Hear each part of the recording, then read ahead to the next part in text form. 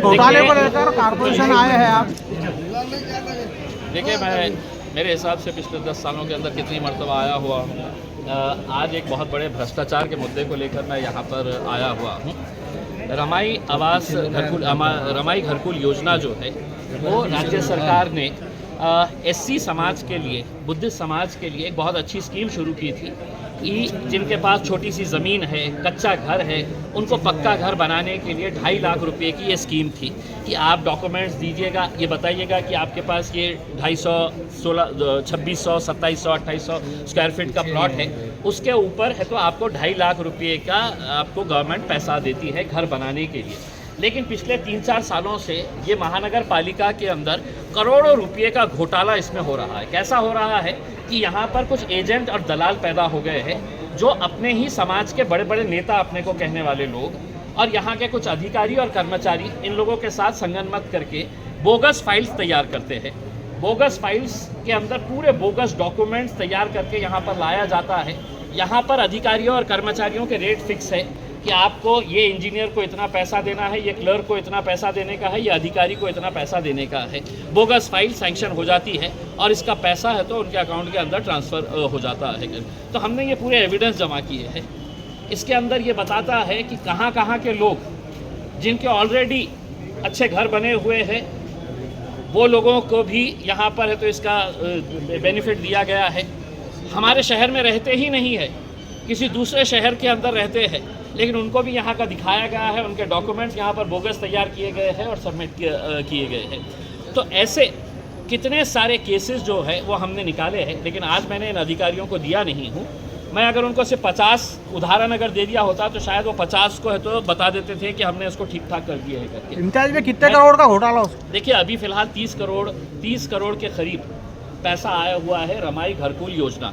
तो जितने भी ये एजेंट लोग हैं, समाज के बड़े बड़े अपने आप को बड़े पुडारी कहने वाले और अपने समाज के हितचिंतक कहने वाले, जो शोर गरीब एससी समाज, बुद्धिस्ट समाज का पैसा अपने जेब में डाल रहे हैं, वो लोग अधिकारियों के ऊपर, कर्मचारियों के ऊपर प्रेशर डाल रहे हैं कि जल्द से जल्द ये 30 करोड़ के अंदर का जो हफ्ता है वो जल्द से जल्द यहाँ से इनके पास, इनके अकाउंट के अंदर चले जाना चाहिए।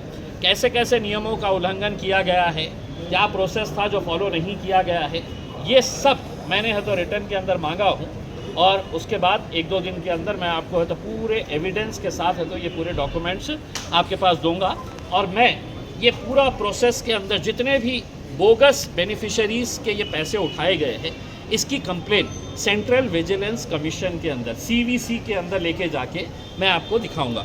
एक उदाहरण के तौर के ऊपर अगर बता दूं तो एक डॉक्यूमेंट ये है कि जिसके अंदर एक एजेंसी महानगर पालिका अपॉइंट करती है कि आपने फाइल्स बनाना, जाके देखना कि ज़मीन है नहीं है या आदमी के पास सही डॉक्यूमेंट्स है नहीं है वो फाइल बनाने का।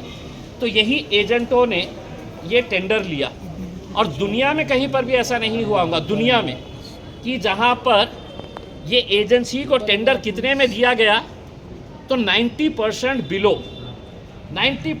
बिलो के अंदर ये टेंडर है तो एक एजेंसी को दिया गया और वो एजेंसी को कहा गया कि आप अब ये काम करिए। 90% बिलो, शायद दुनिया में कहीं पर भी कोई इस तरह का कोई टेंडर महानगर पर। तो जब मैंने अधिकारियों से पूछा, उन्होंने कहा कि नहीं, हमने उनको बुलाए, उनसे पूछे हमने कि आप ये 90% बिलो में काम कैसा करेंगे, तो उन्होंने कहा कि नहीं, हमारे समाज का काम है, अच्छा काम है, तो हमें तो 10% के अंदर कर लेंगे करके। उसमें उनको मालूम था कि ये हम 10% के, अगर महानगर पालिका बोलती कि अगर आपको फुकट में करना है तो ये फुकट में भी कर देते थे, क्योंकि उनको एक एक फाइल, बोगस फाइल के पीछे 2.5 लाख रुपये इनके जेब में जा रहे थे। तो इनको क्या फ़र्क पड़ता है 10% के अंदर? क्या महानगर पालिका बोली होती कि आप फुकट में करने को तैयार है तो बोले होते हम करने को तैयार है, क्योंकि हम हज़ारों फाइल की बात कर रहे हैं, हज़ारों, एक फाइल के पीछे 2.5 लाख रुपये।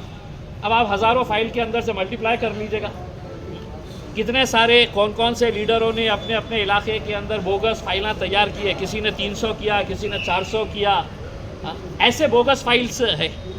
और फिर अब समाज के अंदर घूम रहे हैं कि हम समाज के बहुत बड़े नेता हैं, हम समाज के हित चिंतक हैं करके। मेरी यही अपेक्षा है कि ये जो गौर गरीब बुद्धिस्ट समाज है, एससी समाज है, इनको ज़िंदगी भर अपना हक का घर नहीं मिलेगा, क्योंकि इनका जो पैसा है ये बीच के जो इनके एजेंट है, समाज के बड़े बड़े नेता, ठेकेदार कहने वाले, ये लोग अपने जेब में डाल रहे हैं। ये पैसा इनको मिलना, मैंने ये मांग की है कि कितने आप करोड़ पूरे का घोटाला हो सकता है? कि पूरे डॉक्यूमेंट चेक करिए, पूरे डॉक्यूमेंट चेक करिए और जो जेन्युइन है उनको देखिए, इसकी पूरी जानकारी मैं आपको दूंगा, नाम के साथ दूंगा, उसके बाद आप चिंता मत ये करिए। घोटाला कितने का है? घोटाला अभी कितने करोड़ फिलहाल का?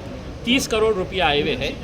सिर्फ इन्होंने पिछले 5 साल का अगर सिर्फ ये रिव्यू करें तो मेरे हिसाब से कई 100 करोड़ रुपए का ये घोटाला आपको सामने नजर आएगा।